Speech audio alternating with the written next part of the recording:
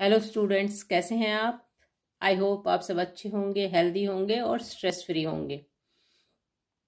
मैंने आपको इकोनॉमिक्स का फर्स्ट चैप्टर पढ़ा दिया है। मैं पढ़ा रही थी इकोनॉमिक्स 10th क्लास की, सीबीएसई बोर्ड। ठीक है, फर्स्ट चैप्टर हमारा डेवलपमेंट हो गया है। आज मैं आपको पढ़ाऊंगी सेकेंड चैप्टर। सेकेंड चैप्टर है sectors of the Indian economy. चलिए पढ़ते हैं। Economic activities. ठीक है, let's look at these activities. देखिए, अब ये सब एक्टिविटीज दिखा रखी हैं। You will find that people are engage in various economy activities. आप इसमें देखोगे कि सभी लोग डिफरेंट टाइप की या वेरियस टाइप की इकोनॉमिक एक्टिविटी में लगे हुए हैं। Some of these are activities producing goods. Some of these are कुछ producing activity में लगे हैं. Some others are producing services. कुछ सर्विस प्रोड्यूस कर रहे हैं या सर्विस वाले सेक्टर में लगे हुए हैं. These activities are happening around us every minute even as we speak. ये एक्टिविटी कहते हर समय होती रहती है. हम बात करें तब भी कुछ एक्टिविटीज हो रही हैं. How do we understand these activities? हम इन एक्टिविटीज को कैसे पता करें कि कौन सी एक्टिविटी कौन सी है और क्या काम करती है. One way of doing this is to group them. सबसे आसान तरीका क्या है? इनको ग्रुप करें, ग्रुप में बांटे और फिर उस ग्रुप को एक्सप्लेन करें कि किस सेक्टर में कौन सी एक्टिविटी आती है और किस सेक्टर में कौन सी एक्टिविटी आती है. ये देखिए, इसमें दे दिया है. फर्स्ट एक्टिविटी है प्राइमरी एक्टिविटी. प्राइमरी एक्टिविटी में क्या आ जाएगा? Produce naturally goods. Primary activity में नेचुरल जो गुड्स होते हैं वो प्रोड्यूस होते हैं. दूसरी एक्टिविटी आती है जैसे सेकेंडरी एक्टिविटी. इसमें इंडस्ट्रियल सेक्टर आ जाता है. जो हमने ये चीज प्रोड्यूस की प्राइमरी सेक्टर में, सेकेंडरी में उस चीज को बनाया जाएगा. जैसे कपास आ जाएगी फर्स्ट प्राइमरी एक्टिविटी में. और जब उस कपास से कपड़ा बनेगा फैक्ट्री में जाके तो वो आ जाएगी सेकेंडरी एक्टिविटी. थर्ड एक्टिविटी आपकी होगी टेरिस्ट्री एक्टिविटी. टेरिस्ट्री एक्टिविटी में क्या होता है? कपड़ा बन गया, अब उसको मार्केट तक ले जाने के लिए क्या चाहिए हमें? ट्रांसपोर्टेशन. ठीक है, जो ट्रकों में भर भर कर मार्केट में जाएगा. तो ट्रक कौन चला रहा है? एक आदमी होगा जो ट्रक चलाएगा, जिसका ट्रक होगा उसमें सामान लोड होगा और मार्केट तक जाएगा. तो वो आदमी, वो ट्रक वाला जिसका वो ट्रक है, वो सर्विस प्रोवाइड करेगा किसको? सेकेंडरी सेक्टर को, उस सामान को मार्केट तक ले जाने के लिए, और उस सर्विस के वो पैसे चार्ज करेगा. तो वो आ जाएगा टर्शियरी सेक्टर में. अब इसको मैं अच्छे से एक्सप्लेन करूंगी. मोटा मोटा आपको एक्सप्लेन कर दिया है. 3 सेक्टर में हम बांटेंगे अपनी एक्टिविटीज को. पहली होगी प्राइमरी सेक्टर, दूसरी होगी सेकेंडरी सेक्टर और तीसरी होगी टर्शियरी सेक्टर. प्राइमरी सेक्टर में एग्रीकल्चर आ जाएगा, मतलब जहां चीजें प्रोड्यूस होंगी. ठीक है. दूसरा आएगा सेकेंडरी सेक्टर, जहां वो चीजें किसी फॉर्म में आएंगी, उसको कहेंगे सेकेंडरी सेक्टर. थर्ड हो जाएगा टर्शियरी सेक्टर, उन चीजों को, बनी हुई चीजों को ले जाके जो मार्केट तक ले जाएगा या और सर्विस प्रोवाइड करेगा. जैसे उस कंपनी में काम करेंगे लोग, मान ले फैक्ट्री लगी है तो फैक्ट्री में जो वर्कर होंगे वो सर्विस सेक्टर में आएंगे. फैक्ट्री उन चीजों को प्रोड्यूस करने के लिए लोन लेगी तो बैंक किस में आ जाएगा? बैंक भी टर्शियरी सेक्टर में आएगा. मतलब जो भी इस चीजों को प्रोड्यूस करने में हेल्प करेगा, बनाने में, सेकेंडरी सेक्टर में जब जो चीज आ गई है उसको फाइनल प्रोडक्ट बनाने में जो जो हेल्प करेगा वो आ जाएगा सर्विस सेक्टर में. चलिए ठीक से एक्सप्लेन करते हैं. इतना शायद आपको समझ में आ गया होगा. और आपके पेपर चल रहे हैं तो बच्चे बिल्कुल स्ट्रेस नहीं लेना, रिलैक्स होके पढ़ना. ये मेरे आपसे एक गुजारिश ही कह सकती हूँ. ठीक है, चलिए पढ़ते हैं. There are many activities that are undertaken by directly using natural resources. कुछ एक्टिविटीज होती हैं जो डायरेक्ट आदमी करता है, जो नेचुरल रिसोर्स होते हैं उनको यूज करके. फॉर एग्जाम्पल लिया है the cultivation of cotton. Cotton का कल्टिवेशन करना, कॉटन को उगाना. It takes place within a crop season. अब कॉटन एक सीजन में ही, पर्टिकुलर सीजन में ही उगती है. जैसे गेहूं एक पर्टिकुलर सीजन में उगेगा, बाजरा, जवार, गन्ना, सबका एक सीजन होता है. उस पर्टिकुलर सीजन में ही वो फसल उगती है. For the growth of cotton plant we depend mainly but not entirely. We depend mainly but not entirely on natural factors like rainfall, sunshine or climate. The product of this activity, cotton is a natural product. Similarly, in the case of an activity like dairy, we are dependent on the biological process of the animals and availability of fodder etc.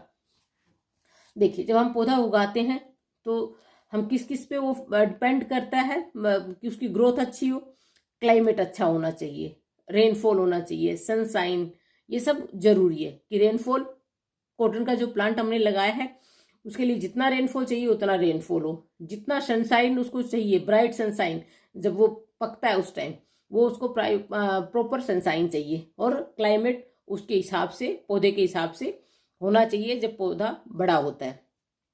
ये जो rainfall है, sunshine और climate, ये आदमी के हाथ में नहीं है, तो ये किसके हाथ में है? ये नेचुरल है, ठीक है। हम उसकी गुड़ाई कर देंगे पौधे की, अच्छे से उसका जो वीड्स है वो निकाल देंगे, चीजें ठीक होंगी तो कॉटन का पौधा अच्छे से ग्रो करेगा और फसल अच्छी होगी। अब दूसरा एग्जाम्पल दिया है एक एनिमल का, किसका दिया है? डेयरी का दे दिया, ठीक है। We are dependent on the biological process of the animal and availability of fodder. हम एनिमल के बायोलॉजिकल प्रोसेस पे और जो फोडर जो अवेलेबल है उसके ऊपर ही डिपेंड करेगा। The product here milk, example लिया मिल्क का, ऑल्सो अ नेचुरल प्रोडक्ट, एक नेचुरल प्रोडक्ट है। Similarly minerals and ores are also natural product, mineral और जो ओर है वो भी नेचुरल प्रोडक्ट है। When we produce a good by exploiting natural resource, it is an activity the primary sector. जब हम ये जो नेचुरल रिसोर्सेज हैं इनको एक्सप्लॉइट करते हैं, इनका एक्सप्लॉइट करके और कोई चीज हम प्रोड्यूस करते हैं तो वो चीज आ जाएगी प्राइमरी सेक्टर में। जैसे हमने कॉटन का पौधा उगाया और उससे हमने कॉटन निकाली, कपास निकाली, तो वो प्रोसीजर जो हमने किया वो प्राइमरी सेक्टर में आएगा। डेयरी भी प्राइमरी सेक्टर में आएगा। हम जानवर लाते हैं, ठीक है, उसको फोडर देते हैं, अच्छी उसकी केयर करते हैं, फिर वो मिल्क देते हैं और वो मिल्क हम मार्केट में बेचते हैं, ये भी किस में आ जाएगा? प्राइमरी सेक्टर में। तो प्राइमरी सेक्टर में एग्रीकल्चर, खेती करना और जानवरों को पालना, उनका दूध, अंडे, मीट, ये सब बेचना, ये सब किस सेक्टर में आएगा? प्राइमरी सेक्टर में। अब पूछ रहा है why primary? This is because it forms the base for all other products that we subsequently make. अब इसको प्राइमरी सेक्टर क्यों कहते हैं? तो उन्होंने बताया है, इसमें बताया गया है क्योंकि ये सब चीजों का बेस है, ठीक है। जैसे अगर आपको कपड़ा चाहिए तो कॉटन चाहिए, कॉटन प्राइमरी हो गया, ठीक है। अगर कॉटन नहीं हुआ तो हम कपड़ा कैसे बनाएंगे? अगर कॉटन ही नहीं उगेगा तो कपड़ा कैसे बनेगा? तो जो बेस है, प्राइमरी जो मुख्य चीज है, वो किससे आ गई? एग्रीकल्चर से, इसलिए इसको प्राइमरी सेक्टर में रखा गया है। अब बोल रहे हैं प्राइमरी सेक्टर में और कौन कौन सी चीजें आती हैं? Natural products we get are from agriculture. क्या क्या आ जाएगा? जो चीजें हमें एग्रीकल्चर से मिल रही हैं, जो डेयरी से मिल रही हैं, जो फिशिंग से मिल रही हैं, जो फॉरेस्ट्री से मिल रही हैं, ये सब इस सेक्टर में आएंगी, इसलिए इसको एग्रीकल्चर एंड रिलेटेड सेक्टर भी कहते हैं। प्राइमरी सेक्टर को का दूसरा नाम क्या है? Agriculture and related sector. तो अगर आपसे पूछा जाए कि प्राइमरी सेक्टर का दूसरा नाम क्या है या दूसरी टर्म कौन सी यूज होती है, तो आप कह सकते हो agriculture and related sector. Fine, इतना शायद आपको क्लियर हो गया होगा। प्राइमरी सेक्टर इसको इसलिए कहते हैं क्योंकि ये सभी चीजों का बेस है, इनसे जो चीजें प्रोड्यूस होती हैं वो फर्दर आगे फिर उसको हम और किसी प्रोडक्ट में बदलते हैं, ठीक। अब आगे एग्जांपल दे रखा है वो मैं आपको इसी में दे देती हूँ। प्राइमरी सेक्टर में जैसे आपको बिस्किट बनाने, बिस्किट में पड़ता है दूध, ठीक है, दूध पड़ता है और उसमें आता है अंडा पड़ता है, उसमें मैदा पड़ती है, चीनी पड़ती है। तो आपका दूध भी एग्रीकल्चर से आ रहा है, आपका अंडा भी एग्रीकल्चर से, मतलब एनिमल प्राइमरी सेक्टर में ही आएगा। चीनी शुगर केन से आ रही है जो अगेन एग्रीकल्चर का है। घी उसमें अगर थोड़ा सा डालते हैं तो वो भी आपका किस सेक्टर से आ रहा है? प्राइमरी से। तो बिस्किट तो जो बनने का जो प्रोसेस है वो तो सेकेंडरी सेक्टर में आएगा, लेकिन उनकी जो बेस की चीजें हैं, जो बेसिक चीजें हैं जिससे बिस्किट बना है, वो आ रहा है प्राइमरी सेक्टर से, इसलिए इसको प्राइमरी सेक्टर कहा जाता है। अब सेकेंडरी सेक्टर आपको मोटा मोटा एक्सप्लेन करती हूँ। सेकेंडरी सेक्टर वो सेक्टर होता है जहाँ चीजें प्रोड्यूस होती हैं, ठीक है। जो प्राइमरी सेक्टर से जो आपको रॉ मटेरियल मिला है लेते हैं, उसको हम प्रोड्यूस करते हैं एक प्रोडक्ट में, उसको कन्वर्ट करते हैं, वो चीज़ें आएंगी सेकेंडरी सेक्टर में। इसको इंडस्ट्रियल सेक्टर भी कहेंगे, ठीक है, क्योंकि यहाँ पे इंडस्ट्रीज होती है जिसमें वो चीज़ें बनती हैं। चलिए मैं पढ़ाती हूँ आगे आपको।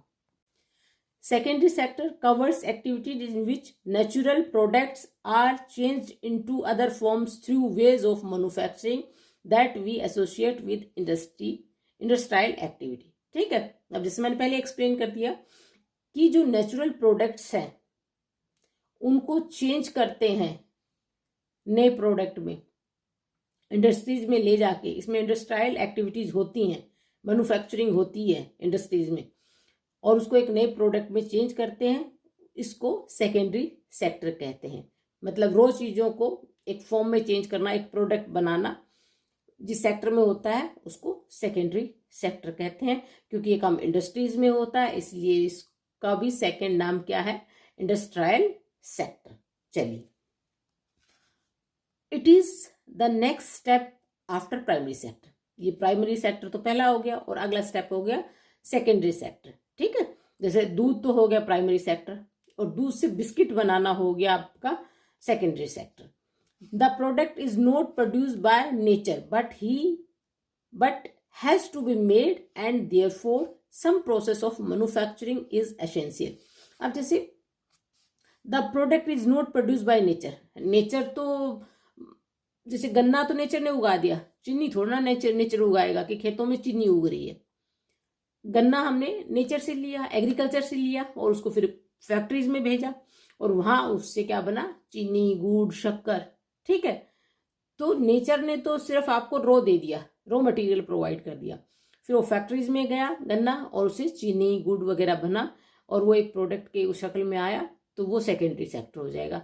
तो सेकेंडरी सेक्टर का बेस प्राइमरी से ही मिलता है। ठीक है, नेचर अपने आप कोई चीज प्रोड्यूस नहीं करती, उसको प्रोड्यूस करने में, उसको प्रोडक्ट की फॉर्म देने में कुछ मैन्युफैक्चरिंग प्रोसेस होता है जो जरूरी है। This could be in factory, कहाँ पे होता है, ये फैक्ट्री में होता है। अब वर्कशॉप और एट अ होम, घर में भी हो सकता है, किसी वर्कशॉप में भी हो सकता है। For example using cotton fibre from the plant. अब इसमें कॉटन का एग्जाम्पल दिया है कि कॉटन हम किससे, कॉटन जो है वो फाइबर फ्रॉम द प्लांट, उसका जो फाइबर है वो प्लांट से मिलेगा, कॉटन प्लांट से मिलेगा। And we spin yarn and weave cloth, फिर हम उसका क्या बनाएंगे, धागा बनाएंगे, और क्लॉथ वीव करेंगे, बुनेंगे, बनाएंगे। Using sugar cane as a raw material, ऐसे मैंने शुगर केन का दिया कि रॉ मटेरियल है। वी मेक शुगर और गुड, उससे हम क्या बनाएंगे, शुगर और गुड बनाएंगे। कहाँ बनेगा, फैक्ट्रीज में। We convert earth into bricks and use bricks to make houses and building. ऐसे ही मिट्टी जो है उससे हम ब्रिक बनाएंगे, उनको पकाएंगे, और फिर उससे घर बनाएंगे, बिल्डिंग बनाएंगे। Since this sector gradually became associate with the different kinds of industry that came up, it is also called as industrial sector. अब ये सेक्टर धीरे धीरे मतलब दूसरे भी इंडस्ट्रीज से इसका एसोसिएट हो रहा है, और इंडस्ट्रीज के साथ भी जुड़ता जा रहा है, क्योंकि रॉ मटेरियल यहाँ पे बनता है, फैक्ट्रीज में बनता है बेसिकली, इसलिए इसको इंडस्ट्रियल सेक्टर भी कहते हैं, जैसे मैंने बताया आपको। ठीक है, after primary and secondary there is a third category. अब तीसरी कैटेगरी कौन सी है, दैट फेल्स इनटू या अंडर टेरिटरी सेक्टर। तीसरा सेक्टर कौन सा हो जाएगा आपका, tertiary sector, and is different from the above two. दोनों से टेरिटरी सेक्टर अलग है। अब टेरिटरी सेक्टर का मैं सिंपल वे में बताऊं कि किसी को सर्विस प्रोवाइड करना। मान लो मैं किसी को ट्यूशन देती हूँ, मैं क्या कर रही हूँ, पढ़ाने की अपनी सर्विस किसी को बेचती हूँ, और उससे मैं पैसा लेती हूँ, तो ये किस में आ जाएगा, टेरिटरी सेक्टर में, जहाँ सर्विस बेची जाए, फ्री में काम किया जाए, वो इस सेक्टर में नहीं आएगा। जिसमें हम अपनी सर्विस किसी को बेचे और पैसा ले, वो किस में आएगा, सर्विस सेक्टर। इसको सर्विस सेक्टर भी कहते हैं और इसको टेरिटरी सेक्टर भी कहते हैं। समझ में आ गया। अब कोई भी हो सकता है, जैसे माली है, आपके गार्डन की गुड़ाई वगैरह करनी है, पौधों की देखभाल करनी है, तो वो अपनी जो सर्विस है, गुड़ाई करेगा, पानी देगा, आपके गार्डन को मेंटेन रखेगा, और उसके बदले में, इस सर्विस के बदले में वो आपसे पैसे लेगा, आप उसको पैसे देंगे, तो गार्डनर भी किस में आएगा, सर्विस सेक्टर, टेरिटरी सेक्टर में आएगा। ठीक है, तो जहां भी आप अपनी सर्विस बेचते हो और दूसरा उसके बदले में आपको पैसा देता हो, वो टर्शियरी सेक्टर में आएगा या सर्विस सेक्टर में आएगा। चलिए ठीक से एक्सप्लेन करते हैं आगे। These are activities that help in the development of primary and secondary sector. अब ये सर्विस सेक्टर क्या करता है कि प्राइमरी और सेकेंडरी सेक्टर की हेल्प करता है। These activities by themselves do not produce a good, but they are an aid or support for the producing process. अब ये कोई गुड या कोई चीज नहीं बना रहे हैं, ये अपनी सर्विस प्रोवाइड कर रहे हैं उस प्रोडक्शन के प्रोसेस में। For example, goods that are produce in primary और secondary sector would need to be transported by truck और trains and then sold in wholesale और रिटेल शॉप। मैंने बताया जैसे कि प्राइमरी सेक्टर और जो सेकेंडरी सेक्टर, प्राइमरी सेक्टर से चीज सेकेंडरी में आई, सेकेंडरी में वो चीज बनी और फिर उस चीज को ले जाने, मार्केट तक ले जाने के लिए किसी की हेल्प चाहिए, और जो हेल्प उसको देगा, जो अपनी सर्विस उसको देगा मार्केट तक ले जाने के लिए, वो टर्शियरी सेक्टर में आएगा, वो ट्रक वाला, क्योंकि वो सामान पहुंचाने के, वो अपनी सर्विस दे रहा है, उनका सामान पहुंचा रहा है मार्केट तक और उसके बदले में उसको पैसे मिल रहे हैं। Got it? At times it may be necessary to store these in godowns. We also may need to talk to other over telephone और send letters or borrow money from banks to help production and trade. Transport, storage, communication, banking, trade are some example of tertiary sector. अब tertiary sector को क्या क्या example आ जाएंगे? Bank आ जाएगा, storage आ जाएगा, communication आ जाएगा, ये सब टर्शियरी सेक्टर में आएंगे। Since these activities generate services rather than goods, क्योंकि ये एक्टिविटीज क्या जनरेट कर रही है? सर्विस, इसलिए ये किस में आएगा? टर्शियरी सेक्टर में आएगा। और tertiary sector is also called service sector, जैसे मैंने आपको बताया। जैसे प्राइमरी सेक्टर को हम क्या बोलेंगे? Agriculture and related sector. Secondary sector को हम क्या बोलेंगे? Industrial sector. और टर्शियरी सेक्टर को हम क्या बोलेंगे? Service sector. ठीक है, तीनों के एक एक और टर्म है जो हम यूज करते हैं। Service sector also include some essential service that may not directly help in the production of goods. अब सर्विस सेक्टर में और चीजें भी इंक्लूड होती हैं जो डायरेक्ट हेल्प नहीं करती प्रोडक्शन ऑफ गुड्स में। For example, we require teachers, जैसे मैंने एग्जाम्पल दिया, टीचर हो गया, डॉक्टर हो गया, गार्डनर हो गया, कोबलर हो गया, ठीक है, लॉयर हो गया, ये सब भी किस में आएंगे? आपके टर्शियरी सेक्टर में ही आएंगे, क्योंकि ये सर्विस प्रोवाइड कर रहे हैं और उसके बदले में आप पैसे दे रहे हो, मतलब ये अपनी सर्विस देंगे और उसके बदले में पैसे लेंगे, तो ये सब भी सर्विस सेक्टर में आएगा। आई होप ये तीनों सेक्टर आपको क्लियर हो गए होंगे। एक बार छोटा सा और बता देती हूँ। प्राइमरी सेक्टर में आएगा एग्रीकल्चर और एनिमल, ठीक है, एनिमल से जो चीजें मिलती हैं। सेकेंडरी सेक्टर में आएगा इंडस्ट्रीज में जो चीजें बनेंगी, और टर्शियरी सेक्टर में आएगा सर्विसेज, जो गुड्स बन गई हैं, जो प्रोडक्ट तैयार हो गया उसको ट्रांसपोर्ट करने में या बाकी जगह पहुंचाने में मदद करेगा, वो टर्शियरी सेक्टर में आएगा। टर्शियरी सेक्टर में ये गुड्स को मार्केट तक पहुंचाने के अलावा टीचर, डॉक्टर, कोबलर, गार्डनर, जो भी लोग सर्विस प्रोवाइड कर रहे हैं उसके बदले में आप उनको पैसे दे रहे हो, वो सर्विस सेक्टर में आएंगे। जैसे रिक्शा पुलर है, वो भी सर्विस सेक्टर में आएगा। आप उसकी रिक्शा में बैठ के मार्केट तक जाओगे, उसने आपको रिक्शा में बैठाकर ले जाने का वो सर्विस दिया है और उसका आप पेमेंट करोगे, ये भी सर्विस सेक्टर में आएगा। आई होप आपको समझ में आ गया होगा, मैंने बहुत अच्छे से आपको एक्सप्लेन कर दिया है। चलिए आगे करते हैं। अब आगे है कंपेयरिंग द थ्री सेक्टर्स। अब इन तीनों सेक्टर्स को कंपेयर करेंगे आप, ठीक है। ये तो ऐसे ही कर रखा है, थोड़ा सा यहां से लेते हैं, ठीक है। How do we count the various goods and services and know the total production in each sector, ठीक। How do we count the various goods and services, हम हर एक गुड्स को, वेरियस गुड्स को और सर्विसेज को कैसे काउंट करेंगे, और no the total production in each sector, और ईच सेक्टर का जो टोटल प्रोडक्शन है वो कैसे फाइंड आउट करेंगे, ठीक है। इसमें से एक क्वेश्चन भी आ सकता है, अगर आप ये अच्छे से याद कर लोगे तो आंसर आप बहुत इजीली लिख सकते हो, ठीक। With so many thousands of goods and services produce, thousands of goods और सर्विसेज प्रोड्यूस होती है। You might think this is an impossible task, कि एक इम्पॉसिबल टास्क है कि इसको काउंट करना। Not only would the task be enormous, you might also wonder how we add up cars and computers and nails and furnitures. It won't make sense.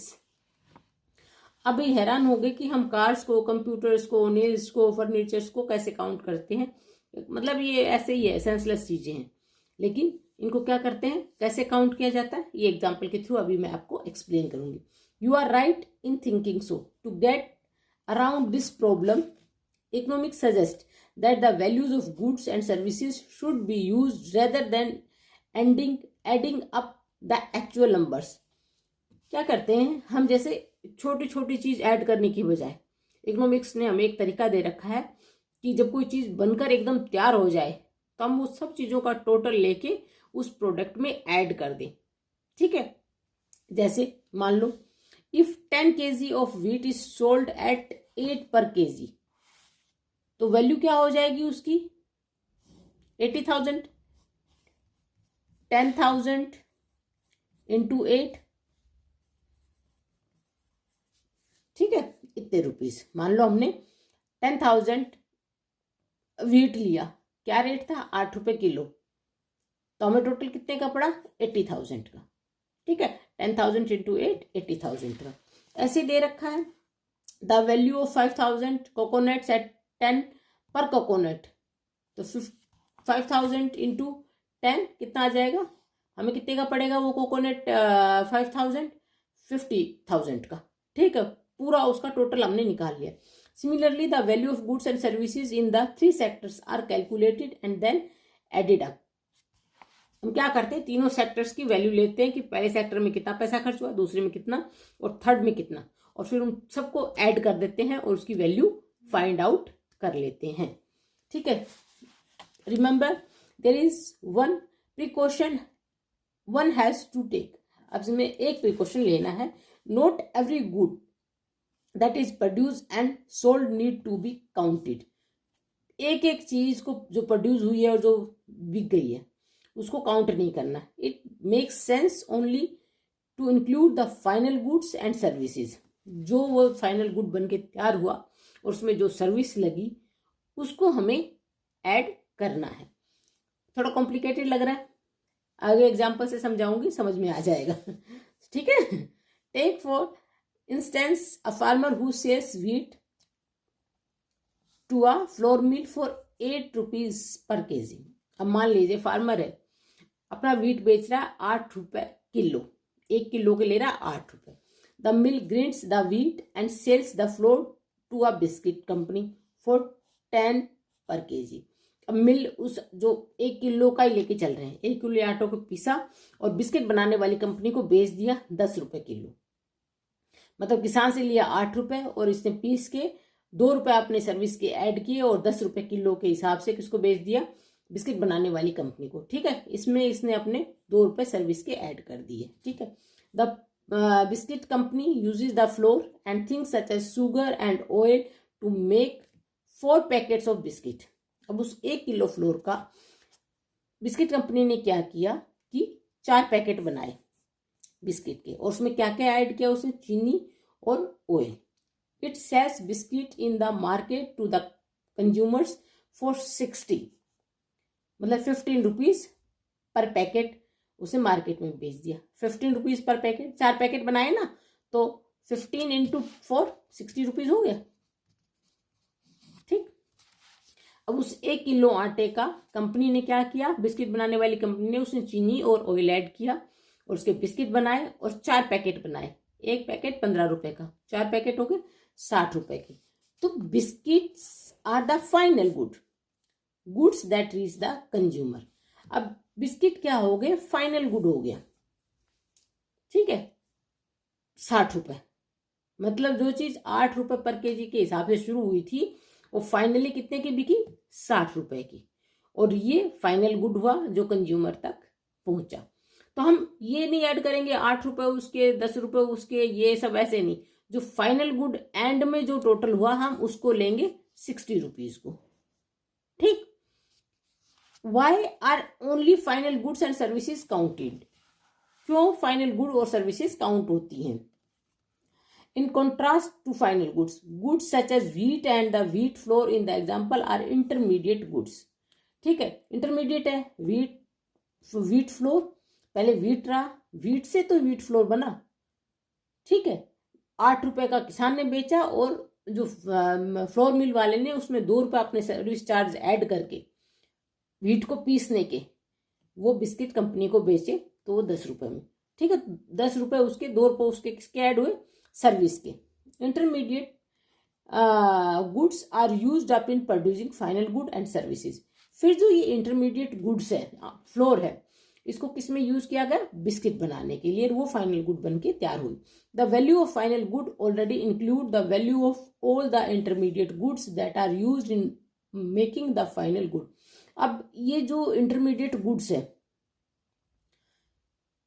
जब हमने biscuit तैयार कर लिया, ठीक है, तो जो ये इंटरमीडिएट चीजें थी, व्हीट, फ्लोर और फाइनल जब बिस्किट बन गया, ये सारी कीमत ऐड करके ली, क्योंकि किसान ने बेचा 8 रुपए में, फ्लोर मिल वाले ने बेचा 10 रुपए में, और फिर जो कंपनी ने, बिस्किट बनाने की कंपनी ने, इंडस्ट्री ने, उसमें थोड़ी चीनी और तेल मिलाया और फाइनली अपना प्रॉफिट ऐड करके उसको 15 रुपए पर पीस के हिसाब से बेचा। 4 पैकेट बनाए, 60 रुपीज के हिसाब से बेचा, तो उसमें इसकी भी सर्विस और प्रॉफिट इंक्लूड था। ये फाइनल गुड हुआ, ठीक है।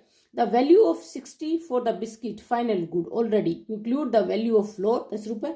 Similarly the value of all the intermediate goods would have been included, ठीक है। इसमें इंटरमीडिएट गुड की वैल्यू भी इंक्लूड थी, उसकी अपनी भी जो सर्विस और जो प्रॉफिट था वो भी ऐड था। To count the value of the flour and wheat separately is therefore not correct. इसलिए अलग से उसकी वैल्यू ऐड करना वो ठीक नहीं होता है, because then we would be counting the value of the same thing a number of time. फिर हम जो चीज हमने ली है उसकी बार बार वैल्यू ऐड कर देंगे, वो गलत आएगी। First as wheat, then as flour and finally as biscuit, ठीक है। तो पहले वाली ये वाली ना इंक्लूड करके हम फाइनल गुड की वैल्यू निकाल लेंगे, जैसे बिस्किट की हमने निकाल ली। The value of final good and services produced in each sector during a particular year provide the total production. अब फाइनल गुड और सर्विस में जो चीजें प्रोड्यूस हुई एक पर्टिकुलर ईयर में प्रोड्यूस होती है, और उसका जब हम टोटल कर देते हैं तो वो टोटल प्रोडक्शन में आ जाती है of the sector for that year. उस सेक्टर का प्रोडक्शन में वो चीज आ जाती है उस साल के लिए। जैसे मान लीजिए, and the sum of production in the 3 sector gives what is called gross domestic product. और साल भर में एक पर्टिकुलर ईयर में इन तीनों सेक्टर से जो भी प्रोड्यूस हुआ है उसको क्या कहेंगे, gross domestic product, GDP of a country, ठीक है। समझ में आ गया? अच्छा, in India the mammoth task of measuring GDP is undertaken by a central government ministry। इसके लिए एक अलग डिपार्टमेंट बना रखा है सेंट्रल गवर्नमेंट मिनिस्ट्री ने। This ministry with the help of various government department of all the Indian states, union territories collect information related to total volume of goods and services and their price and then estimate GDP।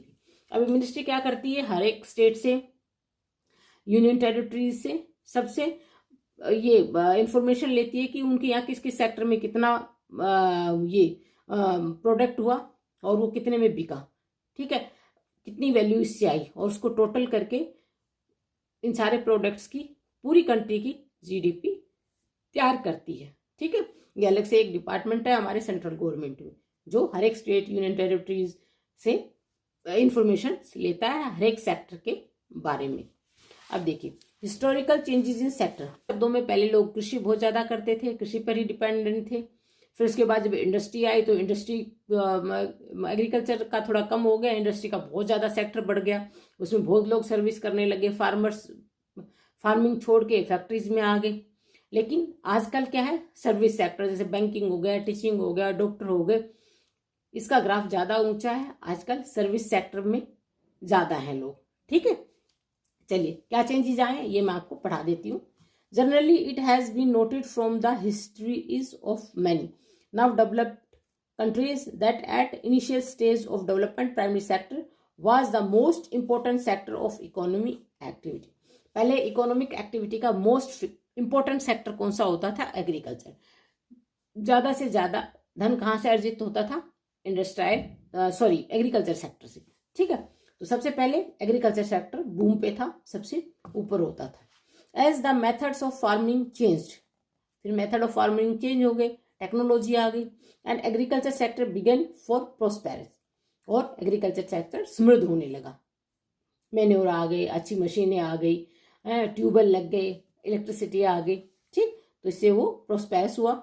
It produce much more food than before, ज़्यादा से ज़्यादा इसने food crops उगाने शुरू की। Many people could now take up other activities, लेकिन बाद में कुछ लोगों ने दूसरी एक्टिविटीज़ को भी अपनाना शुरू कर दिया। There were increasing number of craft persons and traders, फिर कौन बन गए, क्राफ्ट में आ गए और ट्रेडर बन गए। Buying and selling activities increase many time, फिर बाइंग और सेलिंग एक्टिविटीज काफ़ी इंक्रीज हुई। Besides there were also transporters, administrator, army etcetera, इसके अलावा ट्रांसपोर्टर हुए, एडमिनिस्ट्रेटर हुए, और आर्मी में भी थोड़ा बूम आया। At this stage most of the goods produce were natural product from the primary sector and most people were also employed in this sector. अब इस समय क्या था, मोस्टली नेचुरल प्रोडक्ट्स उगाए जाते थे और इस सेक्टर में बहुत सारे लोग एम्प्लॉयड थे या लगे हुए थे, ठीक।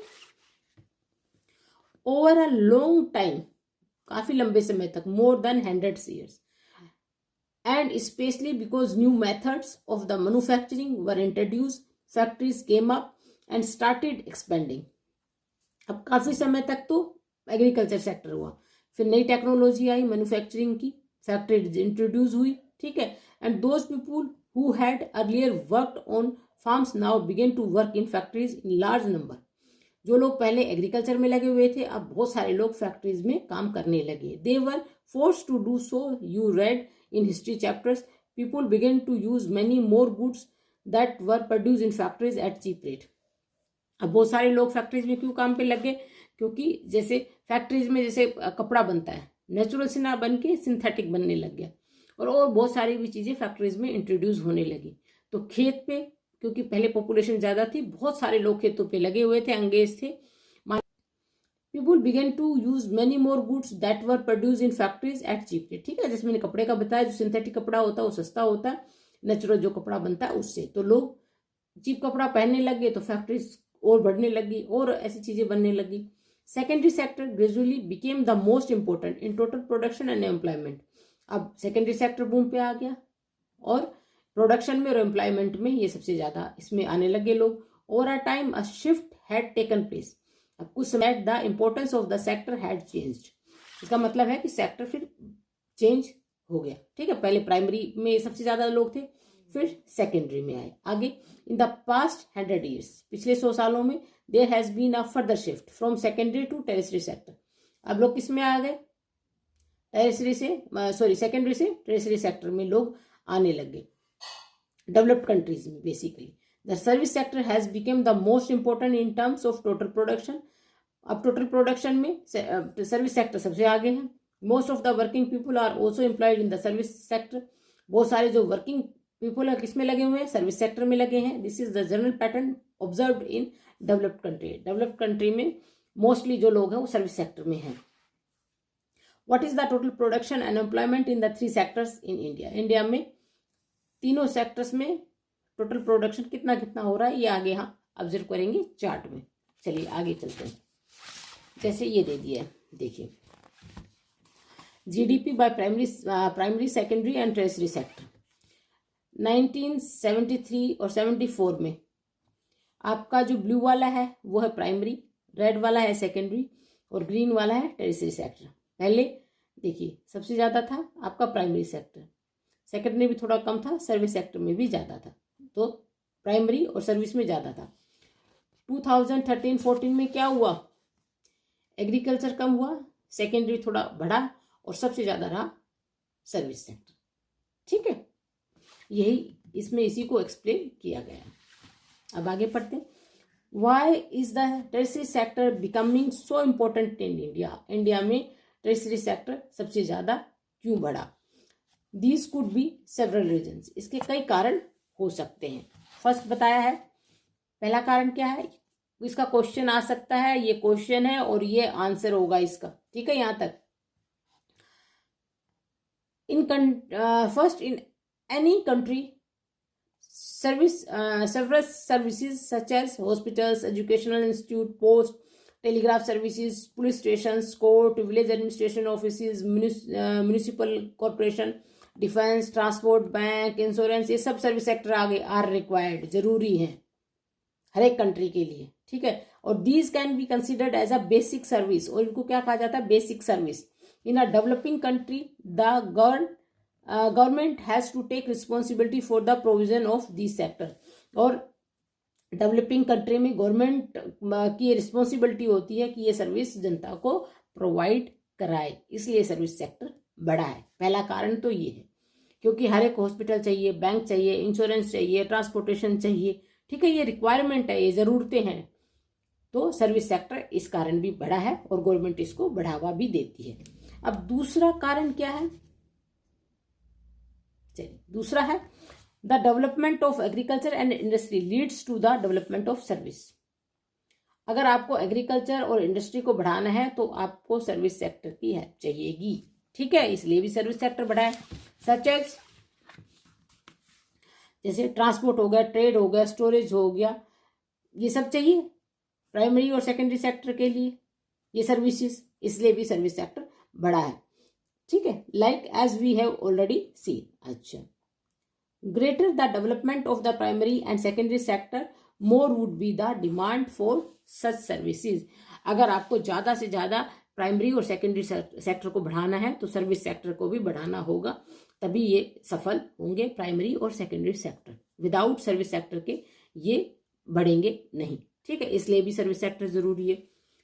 थर्ड आपका रीजन बताया गया एज इनकम लेवल राइज, जब इनकम लेवल आपका बढ़ता है लोगों का, certain sections of people start demanding, जैसे लोगों का पैसा आता है, उनका स्टेटस बढ़ता है, तो बाकी भी वो डिमांड करना शुरू कर देते हैं, क्या, रेस्टोरेंट अच्छे चाहिए, घूमने जाएंगे टूरिस्ट स्पॉट पे, ठीक है, तो टूरिस्ट स्पॉट्स भी जब डेवलप होंगे, रेस्टोरेंट्स भी बनेंगे, क्योंकि पैसा है लोगों को, तो संडे बाहर खाना खाने जाएंगे, तो ये सेक्टर भी बढ़ गया। तो जब आपका पैसा बढ़ता है तो दूसरे अदर सर्विस सेक्टर भी बढ़ना शुरू हो जाते हैं।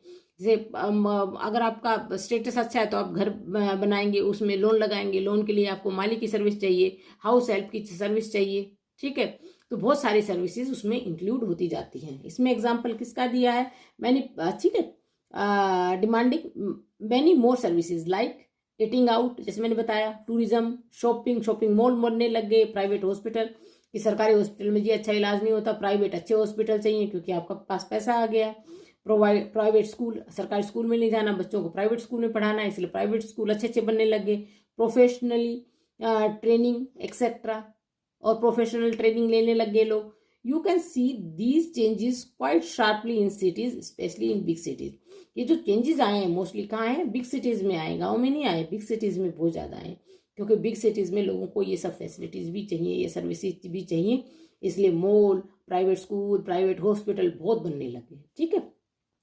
फोर्थ क्या चेंज आया है, over the past decades or so certain new services such as those based on information and communication technology have become important and essential। और कौन सी नई चीज आ गई, इंफॉर्मेशन एंड कम्युनिकेशन टेक्नोलॉजी भी इंपॉर्टेंट अब हो गई है।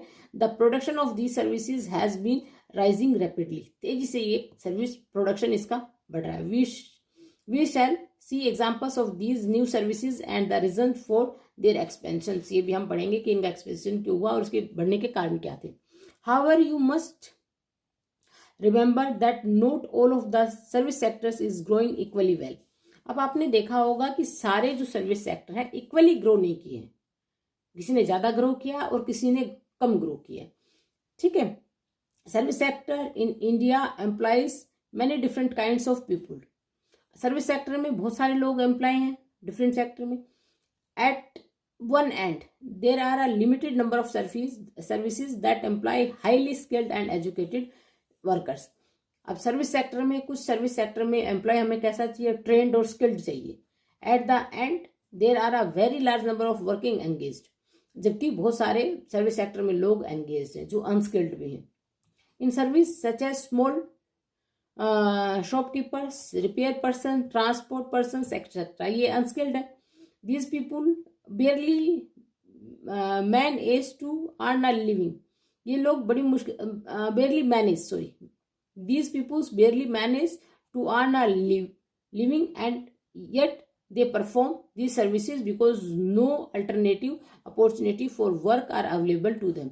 अब जैसे बेचारा शॉपकीपर है छोटा सा, या कोई काम, कोई रिपेयर करता है, या ट्रांसपोर्टर है, ये अनस्किल्ड है, ज़्यादा स्किल्ड नहीं है, लेकिन सब ये इसमें लगे हुए हैं क्योंकि उनके पास कोई ऑप्शन नहीं है, और इसके लिए जो उनको पैसा मिलता है वो भी बहुत कम मिलता है। ठीक है, a part of this sector is growing in importance। ठीक है, you shall read more about this in the next section। अभी अगले में हम पढ़ेंगे। तो इसमें बताया गया है कि सर्विस सेक्टर में जो लोग भी लगे हुए हैं सभी बराबर इक्वली ग्रो नहीं कर रहे। जो स्किल्ड है, जो ट्रेंड है, वो ज्यादा ग्रो कर रहे हैं, और जो अनस्किल्ड है और अनट्रेंड है वो कम ग्रो कर रहे हैं, वो बहुत ही कम कमा पा रहे हैं, लेकिन उनके पास कोई अल्टरनेटिव नहीं है कि वो अपना जो सर्विस है वो उसको चेंज कर सके। आई होप इतना आपको समझ में आ गया होगा। चलिए आगे लेते हैं। Where are most of the people employed? Most of people कहाँ एम्प्लॉयड है? अब बताया गया, ग्राफ में दिखाया गया है percentage shares of the 3 sectors in GDP. 3 sectors का जीडीपी दिखाया गया है। Now you can directly see the changing importance of the sector over the 40 years. अब 40 ईयर्स में जो चेंजेस हुए वो आप इन सेक्टर्स में देख सकते हो, जैसे ये दिखा रखा shares of sectors in employment. इसमें सबसे ज्यादा दिखा रखा है किसका? प्राइमरी, फिर है सेकेंडरी, और 18 किसका है? टर्सरी। ये 77 78 का है। 2017-18 में भी एग्रीकल्चर में प्राइमरी सेक्टर में सबसे ज्यादा थे, और सर्विस और इंडस्ट्रियल सेक्टर में, इंडस्ट्रियल और सर्विस सेक्टर में बराबर बराबर थे। ये चार्ट है, ठीक है, और इसी को इसमें एक्सप्लेन करके दिखा दिया गया है। चलिए आगे करते हैं। कहाँ तक पढ़ाऊं मैं आपको? यहाँ तक। कितना ले? ज्यादा हो जाएगा, ये और करा देती हूँ आपको, ठीक है, ताकि ज्यादा आप बोर ना हो। Through industrial output or the production of goods went up by more than 9 times during the period। अब जो इंडस्ट्रियल आउटपुट है और जो प्रोडक्शन है वो कितना बढ़ गया है? 9 टाइम्स ज्यादा हो गया है। Employment in industry went up by the around 3 times, और जो एम्प्लॉयमेंट का जो ग्राफ था वो 3 टाइम बढ़ा है। 3 टाइम्स मतलब तिगुना हो गया। And the same applies to the tested sector, और ऐसे ही टेस्टेड सेक्टर में अप्लाई हुआ है, ऐसे ही टेस्टेड सेक्टर में 3 टाइम्स बढ़ा है। While production in the service sector rose by 14 times, और सर्विस सेक्टर में 14 टाइम्स ज्यादा एम्प्लॉयमेंट इंक्रीज हुआ है। मतलब जो प्राइमरी सेक्टर में कम हुआ है, सेकेंडरी में थोड़ा उससे ज्यादा हुआ है, 3 टाइम्स बढ़ा है, लेकिन जो सर्विस सेक्टर है इसमें सबसे ज्यादा बढ़ा है। ठीक है, 14 टाइम्स ज्यादा एम्प्लॉयमेंट इसमें इंक्रीज हुआ है। अब as a result more than half of the worker in the country are working in the primary sector. अब बताया गया है कि आधी पॉपुलेशन जो है प्राइमरी सेक्टर में लगी हुई है, एग्रीकल्चर सेक्टर में लगी हुई है, मेनली इन एग्रीकल्चर। मैंने बोला एग्रीकल्चर में, producing only about 1/6 of GDP. जो हमारा देश का जीडीपी है वो 1/6 एग्रीकल्चर से आता है, इसमें हाफ पॉपुलेशन एंगेज है। In contrast to this the secondary and territory sector produce the rest of the produce whereas they employ less than half of the people। अब जो बाकी जो पीपुल है, जबकि प्राइमरी और सेकेंडरी और सर्विस सेक्टर ज्यादा जीडीपी दे रहा है, लेकिन इसमें जो आधी पॉपुलेशन है वो लगी हुई है। मतलब हाफ तो पूरी एग्रीकल्चर में है, और जो हाफ है 25% सेकेंडरी और टेरिटरी सेक्टर में लगी हुई है। समझ गए आप? What it means is that there are more people in agriculture than is necessary। इसका मतलब क्या हुआ कि जितनी जरूरत नहीं है उससे ज्यादा लोग एग्रीकल्चर सेक्टर में लगे हुए हैं। So even if you move a few people out, production will not be affected। अगर इनमें से एग्रीकल्चर में जो लोग लगे हुए हैं उसमें से निकल भी जाएं तो प्रोडक्शन अफेक्ट नहीं होगा। In other words, working in the agriculture sector are under employed. जो एग्रीकल्चर सेक्टर में लगे हुए हैं लोग वो अंडर एम्प्लॉयड है। अंडर एम्प्लॉयड का मतलब ये होता है, मान लो एक पीस ऑफ लैंड है जिसमें 2 लोगों की जरूरत है और उसमें 4 लोग लगे हैं, ठीक है, तो जो फालतू के 2 लोग लगे हैं वो अंडर एम्प्लॉयड है। अगर वो वहां से हट भी जाए तो प्रोडक्शन पे कोई फर्क नहीं पड़ेगा, उनको क्या कहेंगे? अंडर एम्प्लॉयड, क्योंकि उस टुकड़े पे 2 लोग भी काम करके उतना ही प्रोडक्शन करेंगे जितना कि 4 लोग लगे हुए हैं। ठीक है, तो 2 लोग हटके किसी दूसरे सेक्टर में चले जाएंगे तब भी प्रोडक्शन पे कोई असर नहीं पड़ेगा, वो 2 लोग इस पे अनएम्प्लॉयड कहलाए जाएंगे। आगे देखते हैं। For instance take the case of a small farmer. अब एक करे कि स्मॉल फार्मर का केस ले लेते हैं। फार्मर है Lakshmi, going about 2 hectares of unirrigated land depending only on rain and growing crops like jowar and अरहर। अब एक लेडी है जिसके पास 2 हेक्टर भूमि है और वो इरिगेशन का उसके पास कुछ भी नहीं है, सिर्फ रेन पे वो डिपेंड कर रही है और क्रॉप्स कौन सी उगा रही है, ज्वार और अरहर। ऑल 5 मेंबर्स और family working in the plot throughout the year. Why? अब उसकी फैमिली में 5 मेंबर है, 5 के 5 उस 2 हेक्टर पे लगे हुए हैं। क्यों? They have nowhere else to go for work. वो कहीं और काम पे जा सकते हैं पर नहीं जा रहे। You will see that everyone is working, सब उसमें काम कर रहे हैं। नन रिमेन्स आइडल, कोई बैठा नहीं हुआ। But in actually fact their labour effort gets divided. Each one is doing some work but no one is fully employed. सबको काम दे दिया गया है कि तुम ये करोगे, तुम ये करोगे, उनमें से कोई भी फुल्ली एम्प्लॉयड नहीं है। यहाँ पे कौन सी सिचुएशन है? अंडर एम्प्लॉयमेंट की। This is the situation of under employment where people are apparently working but all of them are made to work less than the potential. यहाँ सब लोग तो काम कर रहे हैं बट लेस देन पोटेंशियल, जितनी उनमें पोटेंशियल है उसके हिसाब से वो लोग काम नहीं कर रहे। उस 2 हेक्टर में 2 लोग भी काम करके अच्छा प्रोडक्शन कर सकते हैं, बाकी 3 लोग कहीं और काम कर सकते हैं, तो वो किस में आ जाएंगे? अंडर एम्प्लॉयमेंट में आ जाएंगे। जो 3 लोग हैं वो अंडर एम्प्लॉयमेंट में आ जाएंगे। This kind of under employment is hidden in contrast to someone who does not have a job and is clearly visible as under unemployed. अब इनमें से क्या है कि उनमें जो कुछ लोग हैं वो अनएम्प्लॉयड आएंगे क्योंकि जो उनकी पोटेंशियल है, जो उस जमीन के लिए जितने लोग चाहिए उससे ज्यादा उस पर उन लोगों ने भार बढ़ा रखा है। चाहिए तो 2 लोग, लगे हुए हैं 3 लोग, तो 3 लोग अनएम्प्लॉयड हो गए। अगर वो कहीं और काम की तलाश में जाएंगे तो घर में थोड़ा इकोनॉमिक हालत भी घर की ठीक होगी, बाहर से पैसा भी आएगा और जितना 2 हेक्टर की जमीन को चाहिए लोग, 2 लोग, उनसे उतना ही प्रोडक्शन होगा, कम नहीं होगा उनकी हटने से। ठीक है, तो इसलिए इसको क्या कहते हैं? डिसग्यूज्ड अनएम्प्लॉयमेंट, छुपा हुआ अनएम्प्लॉयमेंट कहा जाता है। हम तो कहते हैं हम काम कर रहे हैं लेकिन आप काम नहीं कर रहे, आप क्या हो? अनएम्प्लॉयड ही हो, बेरोजगारी हो। ठीक है। नाउ सपोजिंग अ लैंडलॉर्ड, सुखराम, अब एक और एग्जांपल दिया सुखराम का, comes and higher 1 or 2 members of the family to work on his land। अब 1 या 2 लोग लक्ष्मी के परिवार से ये सुखराम हायर कर लेता अपने खेतों में काम करने के लिए। Lakshmi's family is now able to earn some extra money. एक तो लक्ष्मी का परिवार कुछ और अर्न करेगा और पैसा आएगा, घर में इनकम आएगी थ्रू वेजेस के through. Since you do not need 5 people to look after that small plot. आपको स्मॉल प्लॉट के लिए 5 लोग चाहिए ही नहीं। 2 people moving out does not affect production. और जो 2 लोग बाहर गए हैं 2, वो उसके प्रोडक्शन में उनका कोई इफेक्ट नहीं होगा, वो बाहर चले जाएंगे तभी प्रोडक्शन कम नहीं होगा ऑन देयर फार्म। ठीक है। In the above example 2 people may move to work in a factory. 2 लोग क्या कहा जा सकते हैं? फैक्ट्री में भी काम करने जा सकते हैं। Once again to earning of the family would increase and they would also continue to produce as much from their land. इससे उनके घर की इनकम भी बढ़ेगी और जो बाकी लोग बचे वो उसमें उतना ही प्रोड्यूस करेंगे जितना सब लोग मिलकर प्रोड्यूस कर रहे थे, उसमें भी कोई इफेक्ट नहीं होगा। इससे उनकी हालत घर की अच्छी होगी। There are lakhs of farmers like Lakshmi in India. Bharat में लाखों किसान हैं लक्ष्मी की तरह, जमीन कम है और सब घर के लोग उसी में लगे हुए हैं जो अनएम्प्लॉयड कहलाए जाएंगे। This means that even if we remove a lot of people from agriculture sector and provide them with proper work elsewhere, agriculture production will not affect या suffer।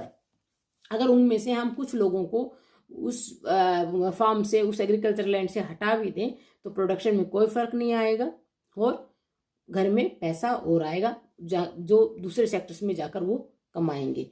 The income of the people who take up other work would increase the total family income. और जो दूसरे लोग बाहर जाके कमाएंगे वो family की टोटल इनकम को बढ़ाएंगे। This under employment can also happen in other sectors. ये जो अंडर एम्प्लॉयमेंट है दूसरे सेक्टर में भी है, केवल एग्रीकल्चर में नहीं है। For example there are thousands of casual workers in the service sector. अब बहुत सारे सर्विस सेक्टर में लोग लगे हुए हैं। ठीक है। In urban area who search for daily employment, जो रोज काम ढूंढते हैं। They are unemployed as a painter, plumber, repair person and other doing odd jobs. जैसे पेंटर है, उसको पूरा 12 महीने काम नहीं मिलता है, जब सीजन आता है तभी उसको काम मिलता है और बाकी महीने वो खाली रहता है, वो अनएम्प्लॉयड कहलाएगा। जैसे कोई त्यौहार आता है तभी उस पेंटर को काम मिलता है, कोई नया घर बनाता है या जो अपना घर पेंट कराना चाहता है तो तभी काम मिलता है, मतलब पूरा 12 मंथ्स उसको काम नहीं मिलता है, बाकी महीने वो फ्री रहता है। ऐसे ही कॉबलर हो गया, हर टाइम तो कोई अपना जूता रिपेयर कराने उसके पास आएगा नहीं, कुछ टाइम वो खाली बैठा रहेगा तो भी वो अनएम्प्लॉयड में आ जाएगा। ऐसे बहुत सारे हैं सर्विस सेक्टर में भी, ठीक है।